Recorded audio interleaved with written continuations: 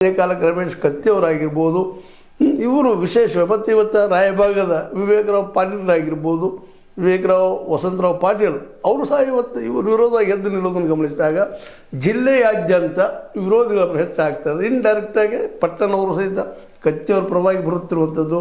ಕೌಸಲಿಗಿಯವರು ಅಂದರೆ ಮಹಾಂತೇಶ್ ಕೌಸಲಿಗಿಯವರು ಈ ಗೋಕಾಕ್ ಮತ್ತು ಚಿಕ್ಕೋಡಿ ಜಿಲ್ಲೆ ಆಗುವಲ್ಲಿ ತಡೆಯಾದದ್ದು.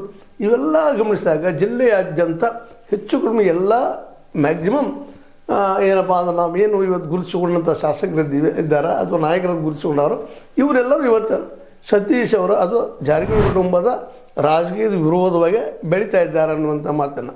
ಯಾಕಂದರೆ ಈಗ ಒಂದು ವೇಳೆ ಜಿಲ್ಲಾ ಘೋಷಣೆ ಆಗಿದ್ದರೆ ನಿಶ್ಚಿತವಾಗಿಯೂ ಜಾರಕಿಹೊಳಿ ಕುಟುಂಬಕ್ಕೆ ಪ್ಲಸ್ ಪಾಯಿಂಟ್ ಆಗ್ತಿತ್ತೇನೋ. ಆಗಲಿಲ್ಲ, ಈಗ ಆಗಿಲ್ಲ.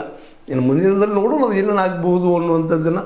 ಬಟ್ ಇವತ್ತು DCC ಬ್ಯಾಂಕ್ ಏನು ಕೈಗೆ ತೆಗೆದುಕೊಂಡ್ರು, ಆದ್ರೆ DCC ಬ್ಯಾಂಕ್ ಕೈಗೆ ತೆಗೆದುಕೊಂಡ್ರು ಸಹಿತ ಇಲ್ಲಿ ಜಾರಕಿಹೊಳಿ ಅವರ ವಿರೋಧದ ಗುಂಪು ಮಾತ್ರ ಒಕ್ಕಟ್ಟಾಗ್ತಾ ನಡೆದು ಮಾತ್ರ ಇಲ್ಲಿ ಗಮನಿಸಬೇಕಾಗಿದೆ. ಹೌದು, ಒಂದು ಕಾಲಕ್ಕೆ ಹೇಳ್ತಾರಲ್ಲ, ನಿಮಗೆ ಗೊತ್ತಿರಬಹುದು ಕಥೆ ಇತಿಹಾಸ ನಡೆದಂಥದ್ದು.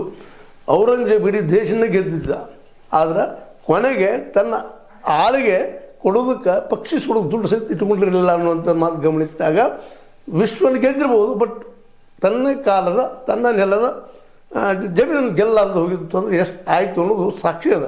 ಹಾಗೆ ಅವತ್ತು ಬೆಳಗಾವಿ ಜಿಲ್ಲೆಯಲ್ಲಿ